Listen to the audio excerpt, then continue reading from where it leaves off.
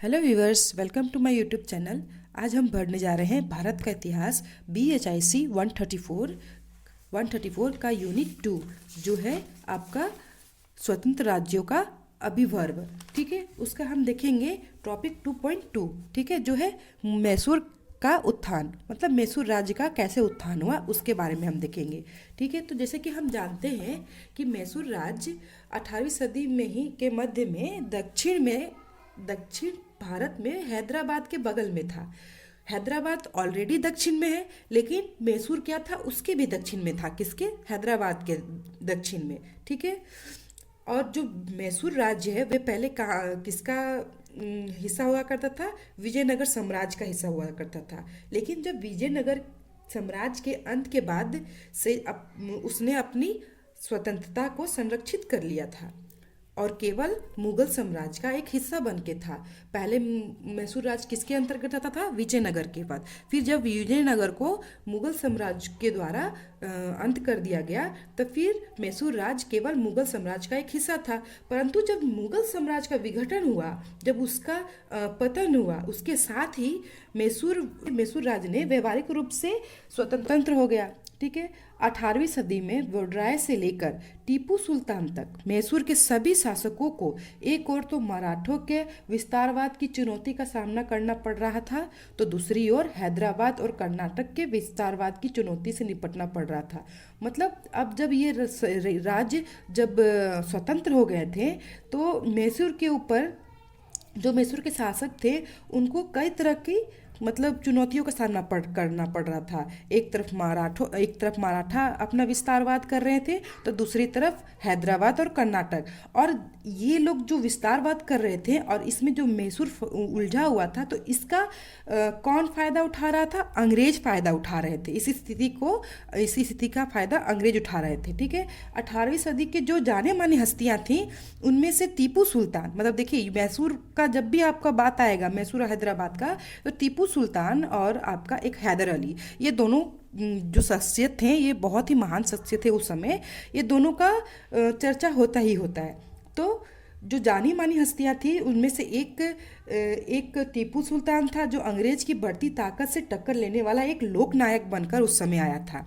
और अंग्रेज उसे सत्ता हथियाने की राह का कांटा मानते थे, क्योंकि अंग्रेज को सत्ता चाहिए था और ये काम अंग्रेज की ये मनसे को रोकने के लिए बस टीपू सुल्तान ही था जो उससे टक्कर ले सकता था। तो अंग्रेज उसको अपने राह का कांटा मानने लगे थे। अब वोडराय वंश ने मैसूर को विजयनगर साम्राज्य की वायसराय से बदलकर एक स्वतः शासी राज्य बना दिया था।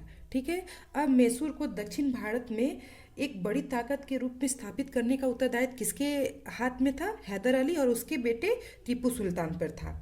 ठीक है, तो हैदर अली मामूली खानदान से आया हुआ था, मतलब खानदान से था। और उसके समय के उसके विरोधी अंग्रेज, मतलब उस समय में उसके सबसे बड़े विरोधी और सबसे बड़े शत्रु कौन थे? हैदर अली के अंग्रेज थे। उसे अक्सर अनाधिग्राही यानी हड़प लेने वाला कहते थे। इस बात का असर बाद के इतिहासकारों में भी देखने को मिलता है, लेकिन वो उस मायने में ही अनाधिकारग्राही था जिस मायने में वे मैसूर का प्रधानमंत्री या दलवाई अनाधिकारी था, जिसकी जगह पर हैदर अली आया था। हाँ, पहले वो क्या था? हैदर अली मैसूर का प्रधानमंत्री था। ठीक है, वो दलवाई अनाधिकारी की जगह पर आया था। ठीक है, दलवाई ने नामधारी वोडराय राज का वजूद ही शून्य कर दिया था। मतलब वोडराय वंश का दलवाई मतलब ये जो हैदर अली है, उसने क्या किया था? वोडराय वंश का वजूद ही शून्य कर दिया था। और अपने पहले के दलवाई निरंजन की तरह हैदर ने भी राज्य की सेवा करने वाले एक मामूली सी कर्मचारी की हैसियत से शुरुआत की थी। उसने सेना को मजबूत करने, बेलगाम स्थानीय सरदारों या पोलीगारों को काबू में करने और बेदनाव, सुंडा, सेवा, कन्नरा और गुटी और अधिक करने में अपनी सैनिक प्रतिभा दिखाई थी।